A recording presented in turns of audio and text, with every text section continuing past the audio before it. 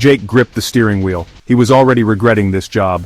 Hillcrest Hospital loomed before him. It was a skeletal giant against the dying light. His headlights glinted off broken windows. They looked like vacant eyes. Jake swallowed, trying to ignore the tremor in his hand. Tonight was his first shift. He parked by the security booth. The air was heavy with damp and decay. The smell hit him as soon as he opened the car door. It was the stench of forgotten things. He shuddered. An old man sat in the booth. He was hunched over a mug. Steam rose from it like a phantom. "You Jake?" the man rasped, not looking up. "Yeah," Jake replied, his voice tight with nerves. The old guard grunted, finally meeting Jake's eyes. He looked ancient, his face a roadmap of wrinkles. "Don't go looking for trouble, kid," he warned, his voice a low growl. "And whatever you do, don't go to the third floor." Hillcrest had once been a place of healing. Now, it was a carcass of its former self. Paint peeled from the walls. It hung like dead skin. Dust lay thick on the floor. It muffled Jake's footsteps as he made his rounds. The silence was unnerving. It was broken only by the drip, drip, drip of water somewhere in the darkness. The air grew colder as Jake ventured deeper. It was as if the building itself was exhaling a breath of ice. He shone his torch down a corridor. Rusting gurneys lined the walls. They looked like iron skeletons. The air hung heavy with the ghosts of suffering. Jake could almost hear the moans of patience. He could almost smell the antiseptic tang of despair. He quickened his pace. Each rustle of paper, each creak of the floorboards sent a jolt of fear through him. The shadows seemed to twist and writhe at the edge of his vision. They were like things coming alive in the darkness. The hospital seemed to press in on Jake. The silence was no longer empty. It was filled with whispers and murmurs. He couldn't make out any words. Yet, the feeling of being watched intensified. His hand tightened around his torch. It was his only comfort in this place of shadows. He reached the nurse's station. It was a relic of the past. Charts lay scattered on the counter. Pens rested in their stands. It was as if the staff had simply vanished. Jake swore he could hear the faint echo of a ringing phone, the ghost of a conversation. He picked up a dusty picture frame.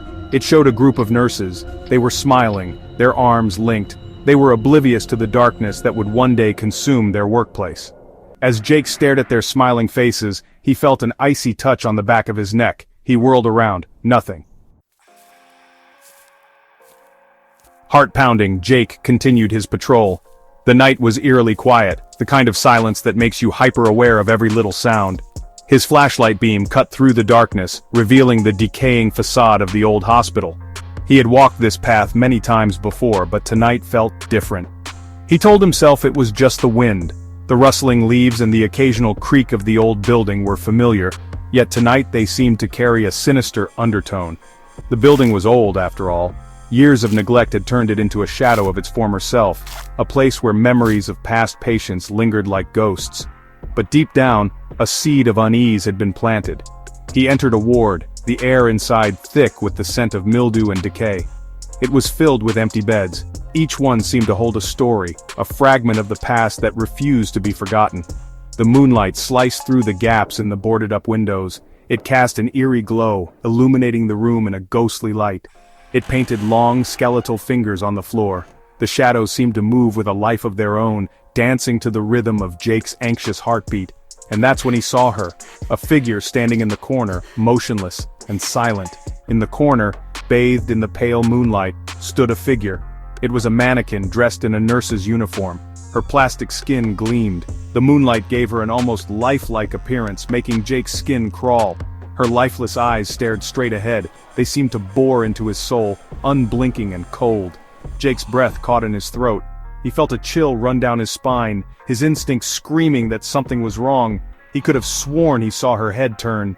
He blinked, trying to clear his vision, but the mannequin remained still. It was as if she was mocking him, daring him to question his sanity. He laughed nervously, trying to shake off the image. "Just a mannequin," he told himself, though his voice wavered. "Just a mannequin, Jake," he muttered to himself. He needed to focus, to finish his patrol and get out of there. He averted his gaze, focusing on the opposite end of the ward. He needed to keep moving, to not let his imagination get the better of him. He kept telling himself it was just a trick of the light, but the unease gnawed at him, refusing to be silenced. But he couldn't shake the feeling that the mannequin's head was tilted. It was as if it was watching him, tracking his every move. It was as if it was watching him as he walked away. The feeling of being observed lingered, making his skin prickle with unease. The deeper Jake ventured into Hillcrest, the more oppressive the atmosphere became. The temperature dropped, sending chills down his spine. He could feel the cold seeping through his clothes, making him shiver uncontrollably. The air grew thick and heavy, almost suffocating. It felt as if the fog itself was alive, wrapping around him like a cold, damp blanket. The whispers he had heard earlier grew louder, more insistent. They seemed to be calling his name, beckoning him deeper into the darkness. They seemed to slither around him just out of reach of comprehension. It was as if they were playing a cruel game, teasing him with their presence. He stopped at a closed door, his hand hovering over the handle. The door looked ancient, its wood worn and splintered. It was the entrance to the maternity ward, a place that had been abandoned for years. The sign above the door was barely legible, covered in grime and dust. He could hear a faint humming coming from inside, a soft, melodic tune that sent shivers down his spine. It sounded like a lullaby, one that was both soothing and eerie at the same time. It was a song he remembered from his childhood, but he couldn't place where he had heard it before. He reached for the handle, his fingers trembling. The metal was cold to the touch, sending a jolt of fear through him. As he did, a wave of cold air washed over him. The humming stopped abruptly, leaving an eerie silence in its wake. He felt a presence behind him. It was close. He spun around, his heart racing. There was nothing there, just the oppressive darkness. But he could feel his heart hammering in his chest, each beat echoing in the silence. The fear was palpable, almost tangible.